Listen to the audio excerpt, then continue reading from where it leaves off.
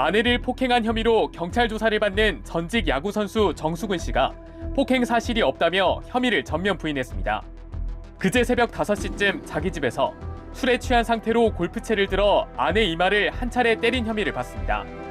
아내 신고로 경찰이 출동했고 현행범 체포했습니다. 경찰은 아내가 제출한 사진 등을 살펴봤을 때 폭행 혐의가 인정된다고 보고 정 씨를 입건했습니다. 명백하다 싶으니까 체포를 했죠. 뇌관상 딱 맞았구나 이렇게 표시가 납니다. 경찰은 일단 정 씨를 집에 돌려보냈고 조만간 다시 부를 예정이라고 했습니다. 오늘은 아내를 불러 조사할 예정입니다. 앞서 정 씨는 지난해 12월 21일 한 주점에서 함께 술을 마시던 남성에게 술병을 휘둘러 다치게 한 혐의로 경찰 조사를 받았고 이 사건은 최근 검찰에 넘겨졌습니다.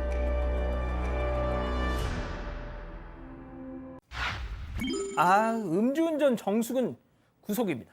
자, 프로야구 선수 출신 스포츠 야구 해설가 정수근 씨 무면허 음주운전으로 실형을 받았어요. 좀 개인적으로 아십니까? 그렇죠. 야구 선수이고 유명한 선수입니다. 뭐 두산하고 롯데에서 했던 아주 돈을 많이 받았지만 많은 구설수에 올랐던 그런 선수인데 지금 사실 음주운전이 5번째입니다. 2004년도, 2010년도, 2016년도 작년까지 해가지고 음주운전을 계속 반복을 했었고요.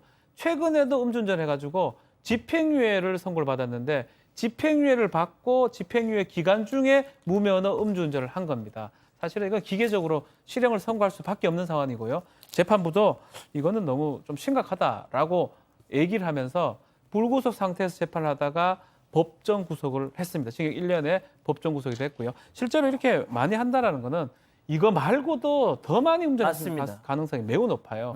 그렇기 때문에 만약에 이게 구속이 안 된다면 또 나가면 또 음주운전할 가능성이 있는 거거든요. 그래서 재판부에서는 구속을 했고 정말 화려한 스타였는데 계속적으로 이제 일이 생기다 보니까 뭐 이제 팬들도 완전히 등을 돌리지 않을까 생각이 듭니다. 예.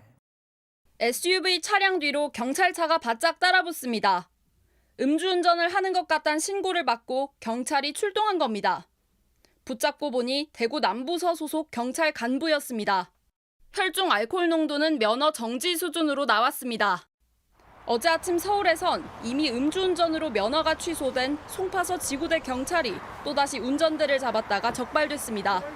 2021년 음주운전 재범률은 44%로 마약 사범의 재범률보다 높습니다.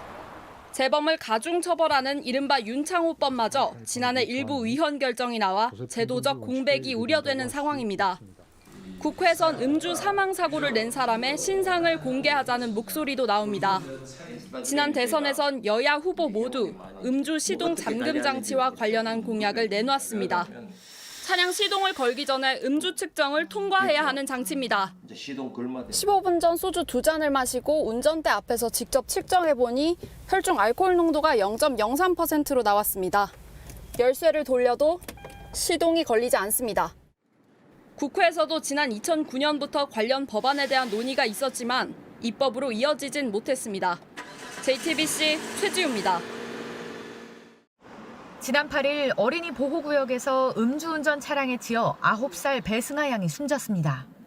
법적으로는 음주운전을 하다 사망사고를 내면 최대 무기징역까지 선고할 수 있습니다. 하지만 실제 형량은 여기에 미치지 못합니다.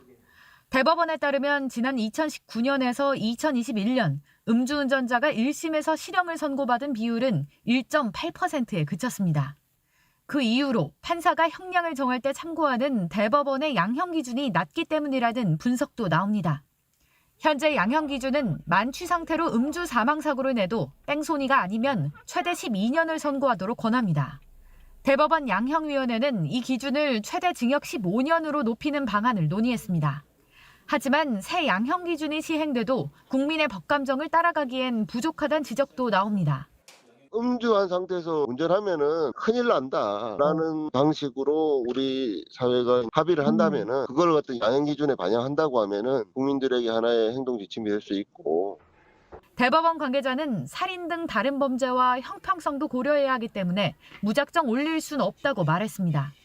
현재 원한 관계나 채무 관계를 이유로 살인할 경우 기본 양형 기준은 최대 징역 16년입니다. JTBC 박사라입니다.